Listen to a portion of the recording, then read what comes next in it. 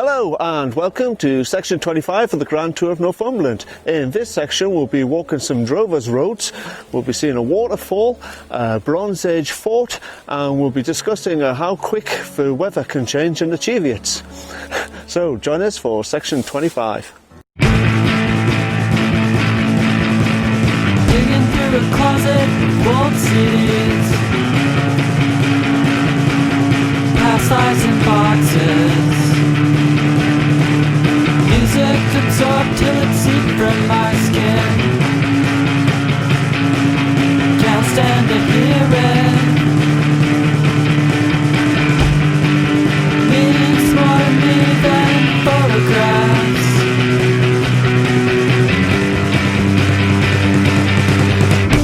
Pictures of backyard and northern sunsets are all that exist in my mind. Freshly cut lawns and daytime sprinklers, spider webs on a grey wooden fence. I remember the comedian.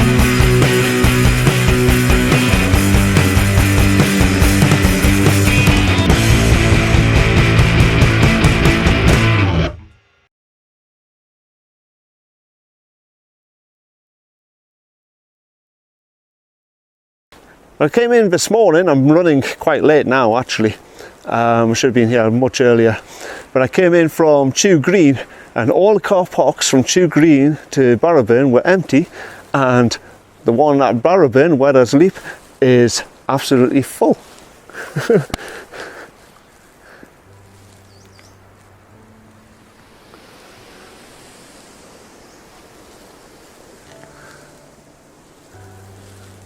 Never seen it so full. Thought I was going to have the Cheviots to myself today, but apparently not. So I'm starting off at Barrowburn where I left off last time. This one's going to be quite different because originally I had a lift planned for it, but we had lockdown happen in the northeast, so the lift kind of got cancelled. So what I've had to do is split this into two sections. So this is the first part of section 25, and then there'll be part 2 of section 25.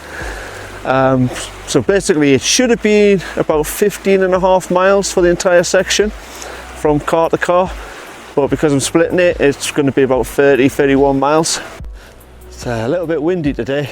The weather forecast said it was going to be windy, but it also said it was going to be sunshine, and it doesn't look like we're going to get the sunshine. This is actually the second time I've tried to make this walk.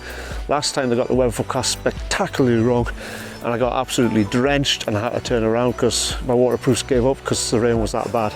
I was attempting to do the Grand Tour section 25 and the weather forecast was totally wrong, and I am absolutely soaked and drenched. I got halfway up Clennell Street, looked up at the border ridge, and it was just a cloud of rain and black. I thought, oh. And it was supposed to be sunny.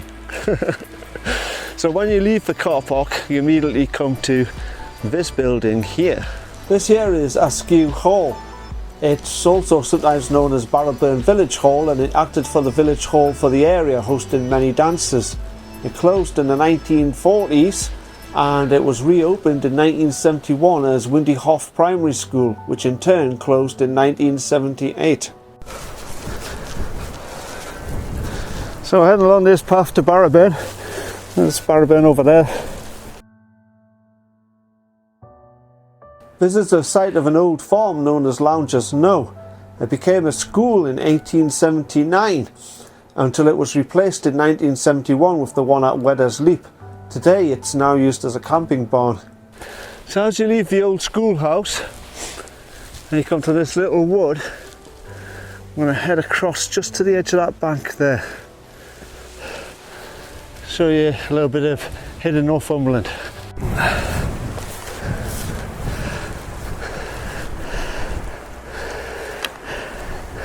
There's no point in going down because you can't see anything. I went down last time I was here. It was a waste of time. Just need to go come back up the hill. But there you can see out the outline of an old building. That's an old 17th century building. when I did the archaeological dig of the Baraburn mill, which I showed you last time, they also dug up this building to see what was here.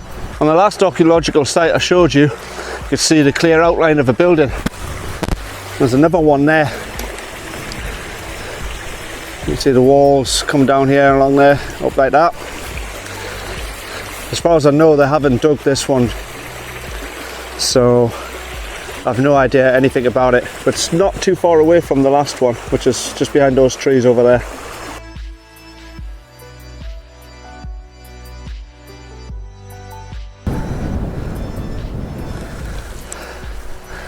It's very windy today.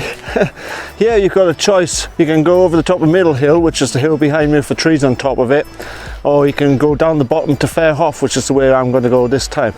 Go over the top of the hill, Middle Hill is a shortcut, and if I'd been with Neil, would have gone that way to shorten the distance, but because I haven't got Neil with me, I might as well do the long way and see some extra points of interest along the way.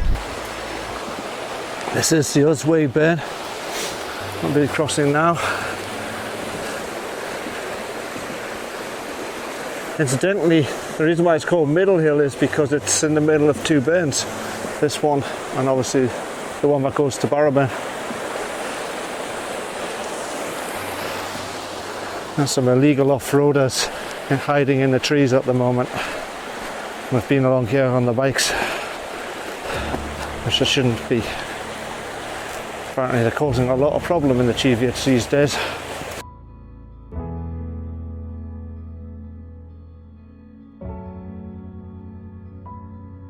This here is Fairhoff. It's an 18th century farmhouse. It's currently occasionally used as like a letting house, holiday home. But in order to get here, you kind of need a four-wheel drive or one of those off-road bikes. It's a bit difficult to get to with a vehicle.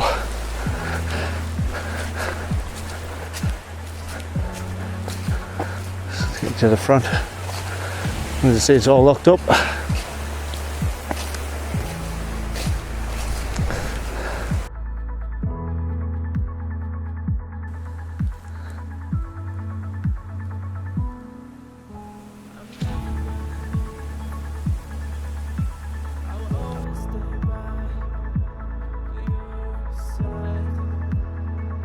As you come this way, don't be fooled by this path here. That goes the wrong way. You need to continue up past those trees over there.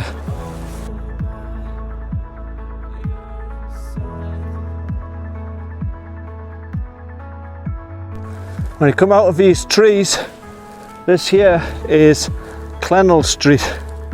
If you go that way, it leads to Alnham, which is near Clennell Hall. Now we're going to go in this direction. Wow, it's windy. Beautiful scenery.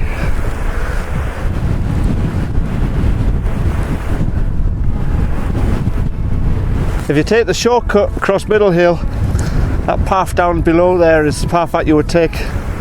They eventually joined up together quite shortly actually. It's not much of a detour, but this way you get a closer look at Fairhoff farmhouse, get to walk Clennell Street a little bit more, and you get to see a waterfall this way, which you don't get to see the other way. This hill here, by the way, is Yarn's Path Low. It's one of the Deweys in Northumberland. So another reason to come this way is that you get to see this spectacular waterfall, which sadly doesn't have a name. I propose Linn, as this is the Wayfarer, and further up is Wayford. And this pool was a washing pool apparently, and they used to wash the sheep. Well, I'm not exactly sure how they got the sheep down there to wash like. But if you were to come along the other path, it takes you along the edge of this hill over there, and you don't get to see the waterfall. It's well worth a detour. I bet that's a nice place to swim in the summer. It's really deep, it's quite large as well. There's a little island there where you can sunbathe, dry off. So this here is the real Wayfarer at Clennell Street crosses. Farm in the same name is a bit further upstream.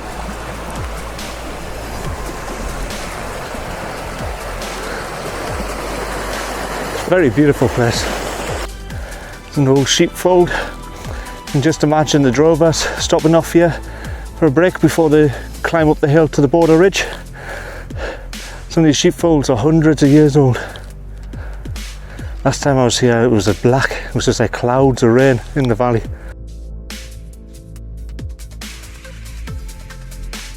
Today we've got some sunshine, a lot of clouds about, some iffy clouds as well. The cloud over there is a bit black. We've got some nice sunshine as well. There's a bit Forward Farms over there. Someone's busy shooting over there as well. Probably the people who were chasing the motorbikers. Got this shed here as well. Let's check it out.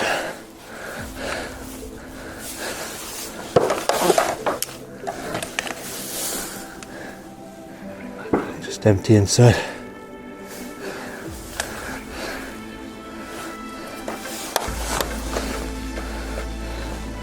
It wasn't locked, so I'll not lock it.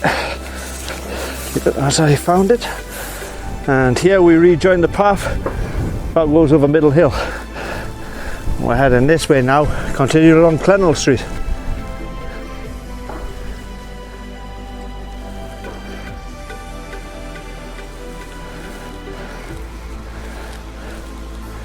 Illegal use of public rights of way by motor vehicles.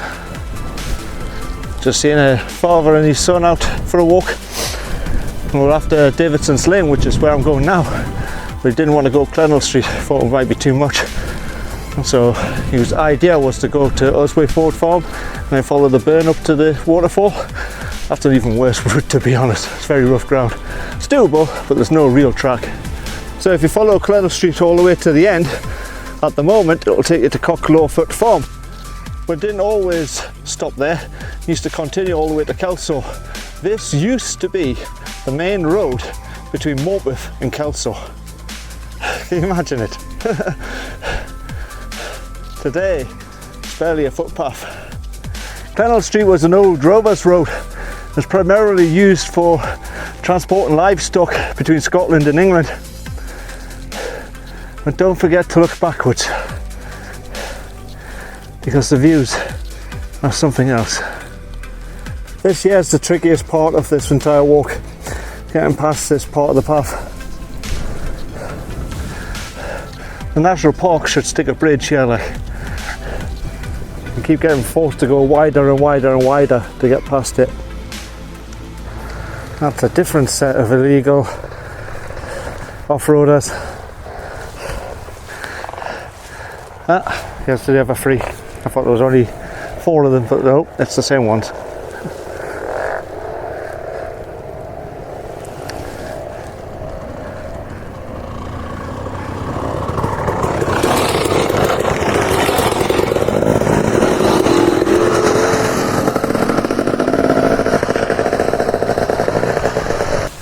Looks like they're trying to head into the forest over there, which is the opposite direction to me. So there's one good thing. Hello.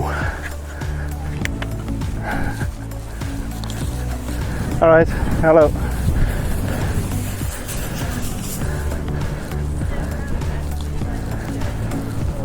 Afternoon. Hello. Right. Not too bad. Good. Hello. This is not the way that you go to Davidson's Linn. That takes you to Rory's Still along that way, which is heavily overgrown. I would only recommend it in the winter. You have to keep continuing towards the border ridge, which is this direction, to the next sign. And it's the next sign that we turn right.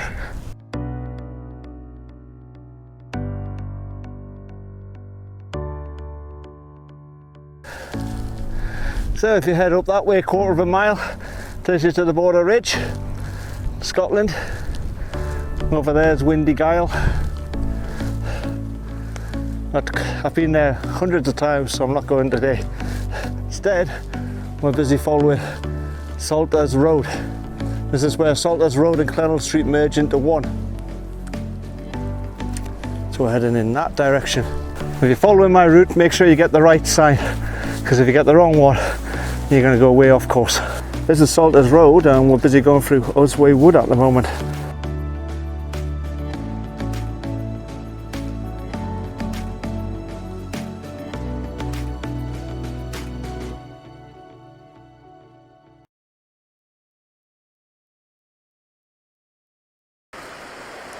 That's our first glimpse of Davidson's Linn, which is where we're going to head down to, get a closer look.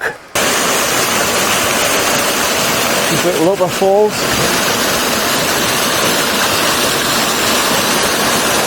The main falls over there. Davidson's Linn, everybody, one of the named waterfalls in Northumberland. Now part of the Grand Tour.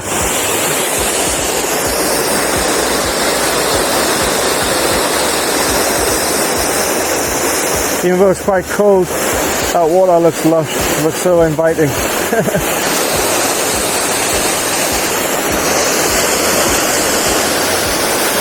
It's actually a twin waterfall. Its sister's over here.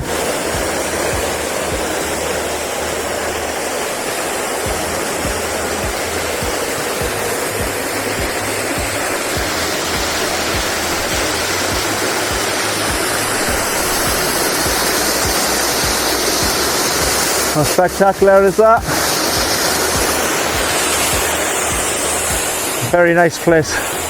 Our father and son who wanted to come here but didn't want to put the effort in, didn't even have a map. He was just using his watch. He had like a sat nav thing on his watch, but it wasn't working. So that's the trouble with down Baraburn area. Sometimes sat nav doesn't work there. I know everyone keeps saying, oh, it'll work anywhere, but that's the second person I've seen who's been struggling because sat nav didn't work. It's got to bring a map.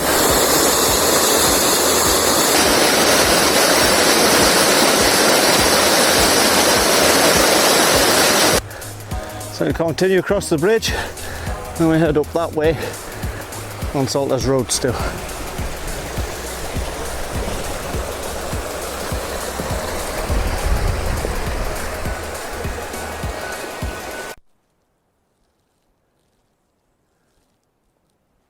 It's gone really quiet. All you can hear is the trees creaking in the wind.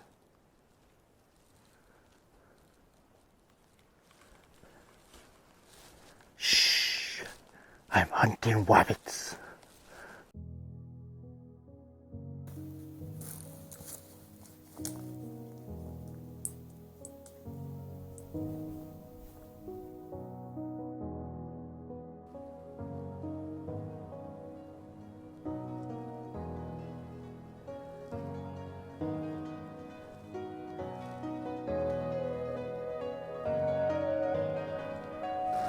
There's another ancient sheepfold hidden in the woods, just off the Salters Road here. Again, could it have been used once upon a time by drovers coming along this way? Quite possibly. It's turned out to be a beautiful day. Still cloudy though. Typical, I was just praising the weather, it starts to rain. Oh dear. I've not got far to go to finish this part of the section, but obviously I have to come back, so let's continue any case. I've got the umbrella and it's quite shaded in the trees. Umbrella's probably no good once I get outside the trees though.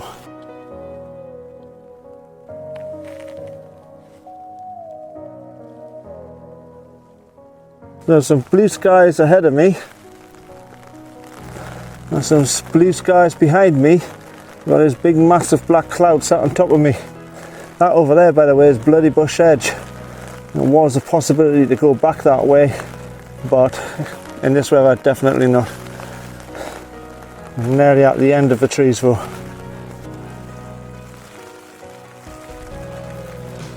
Just up there is the summit of Linn, which is one of the dewies in Northumberland. Hope this rain stops soon. Have to hunker down and use it as a shelter. The wind's blowing the rain horizontal. I'm getting soaked.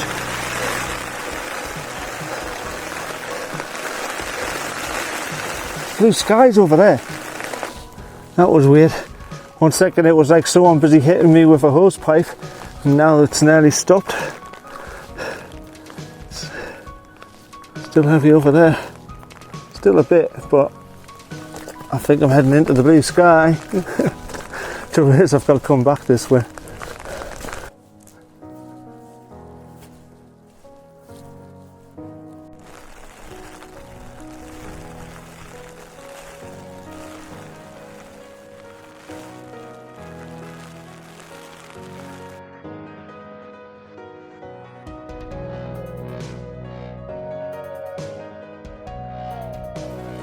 So this is the halfway point in section 25. That's what's inside this shelter.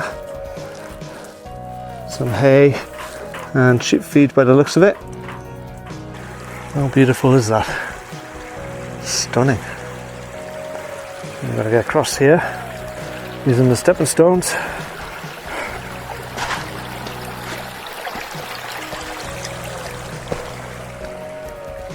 Easy peasy.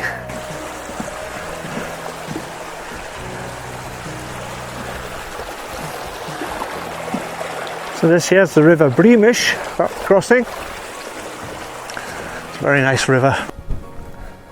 So it looks like this shed's used for feed for the sheep. There's some nice deciduous trees in the cheviot.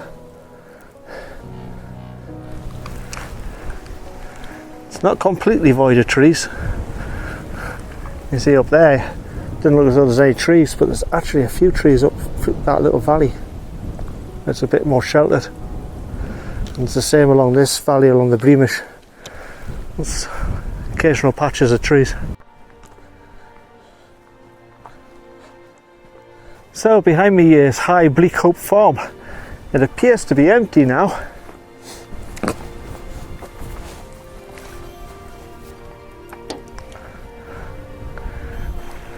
Back across the river Breamish. That's looking back at High Bleakhope.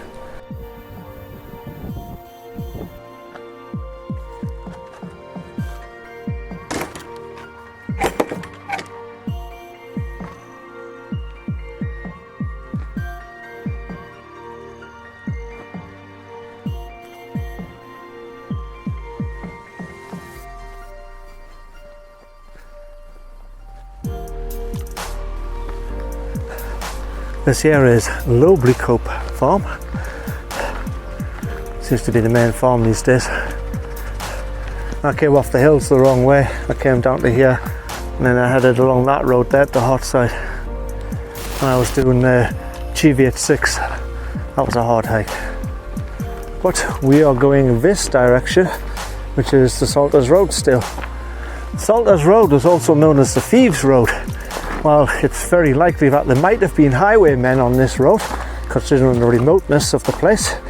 It could also mean a couple of other things, namely tax, because Salt Road got a name because it was used for carrying salt, and there was a tax difference in salt between England and Scotland, and that meant that sometimes cheap salt was smuggled from Scotland using possibly this road or one of the other border crossing roads. But mainly this road was used for carrying salt from Tyneside to probably Kelso, because this joins up with Clennell Street. The abundance of coal on Tyneside made it quite profitable to produce salt using coal to burn off the water, leaving the salt behind. So in the 1700s, salt production was commonplace in the northeast, and it used to produce around about 10,000 tonnes of salt a year. However, in Scotland, they were busy smuggling salt from Ireland and the Isle of Man, where there was cheaper tax laws. As such, some of the Irish salt was being brought back on the Salters Road, along with other contraband such as whiskey and French brandy. You see it? Tiny little lizard. There it is. Don't forget to look backwards before you get to the crest of this hill. So here you get an idea of where I went wrong. So Cushat Low is right up top of there. I was supposed to go down that way, but it was dark and foggy and I got confused in the landscape. and I came down this way instead, and I ended up coming down on the other side of that burn. And when I realised my mistake, I crossed the burn, came over the top, and I came over the top of here like that, and then I joined the track over there. We're on the edge of Shill Moor here, probably not that far from the top. I'll show you the views. So that's Cushat Law, the big one over there. And as I said, that's the way I came down the last time. Completely the wrong direction. Simondside Hills over there. Fronton Forest over there.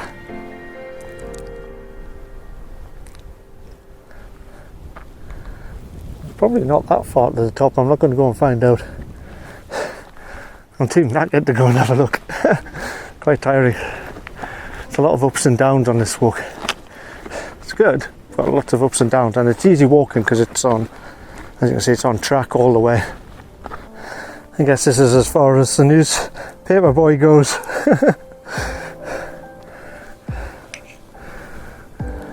This is quite a steep valley, this. I've imagined that there would have been pack horses with salt coming down here. And likely might have stayed where that sheepfold is now.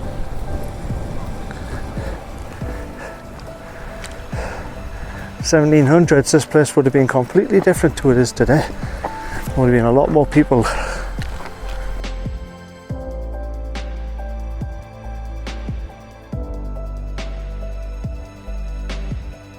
So peaceful, so nice.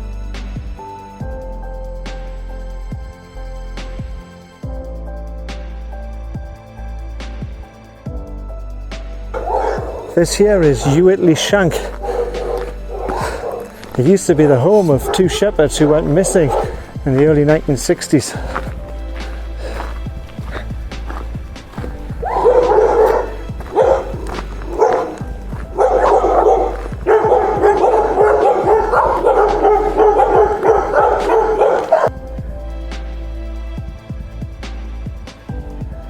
If you lived there, this is the view you would have.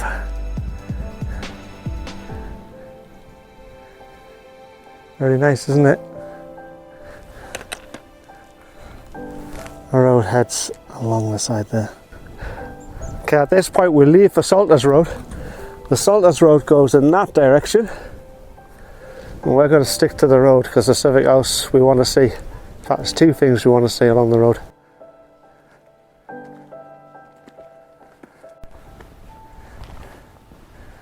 Once you get to this cattle grid, it's the first one after Whitley Shank over there.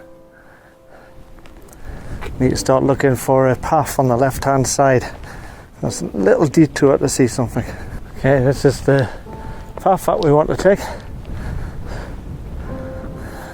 There's a rock over there, that's where we're headed.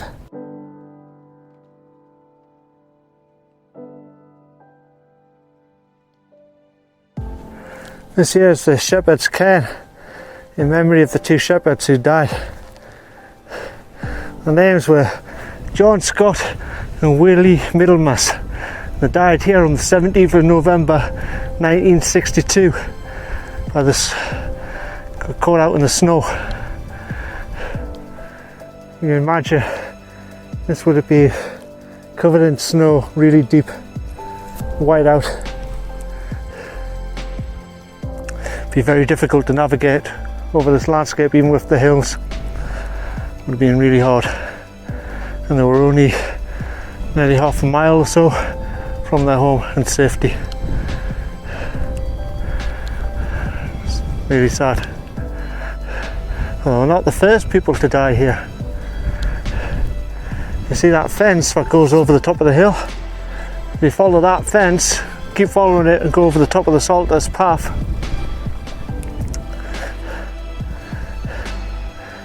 eventually it will lead you to another cairn.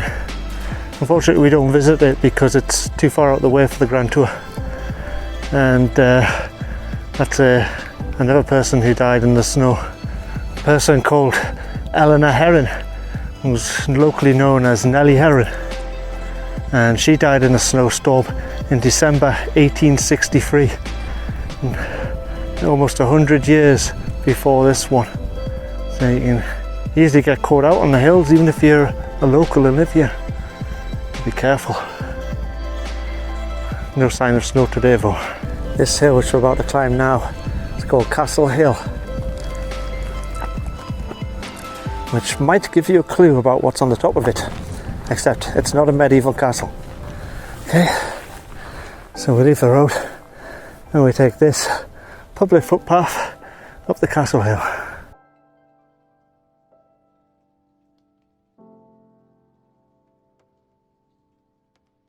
Behind me are the outer ramparts of Castle Hill Bronze Age Fort.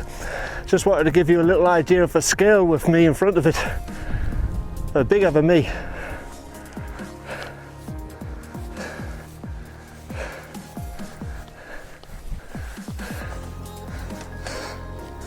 So you get that on the camera. So you got a wall there, the outer one, you got another one there, and then an inner one as well. It's much better on aerial view, so I'll put some pictures from Google Maps. Castle Hill Fort dates back to the Iron Age and was built in 4 stages, the last being Romano-British. It dates from around 400 to 500 BC and was in use until at least 50 AD. We found 37 circular huts in the area.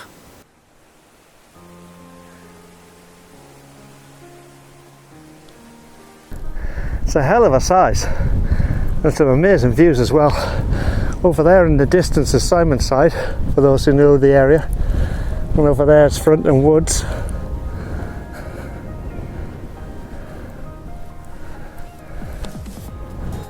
That's looking down to Alnham. And the car's parked. This little cottage is called Castle Hill.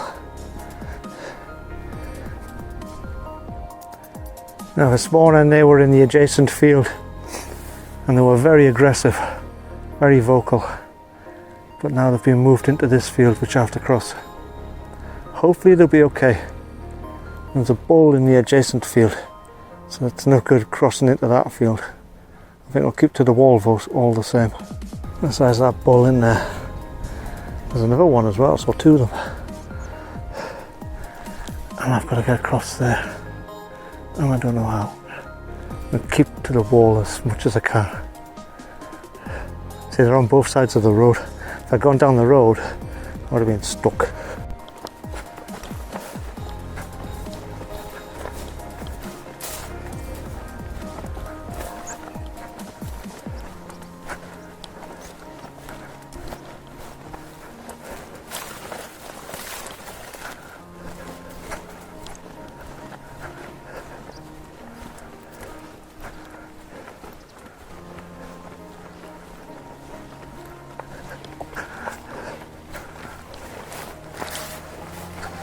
As I said this morning, they were really aggressive.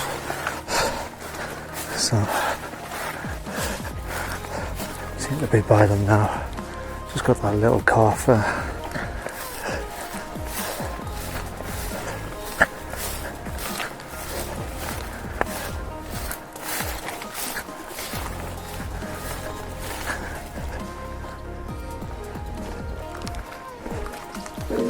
And safe. There's a couple behind me with a dog. They're going to have problems. Don't envy them.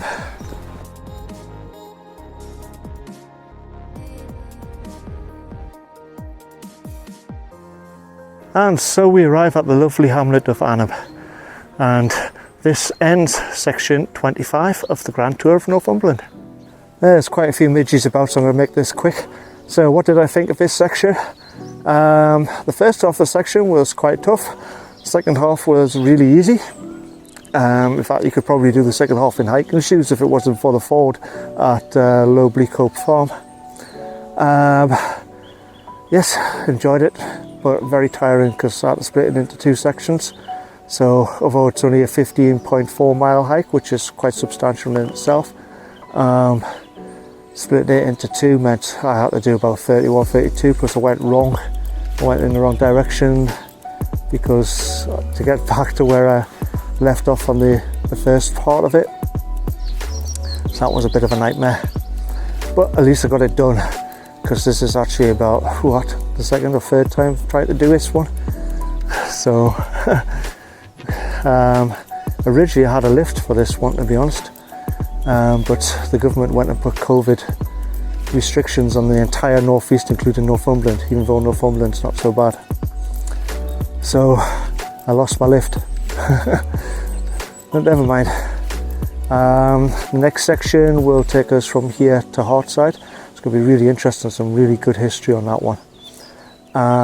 Then the following section, I'm going to have to try and arrange some lifts for the following two sections, actually, because I can't do like this kind of hiking for that. It just wouldn't work. It's too much hard work.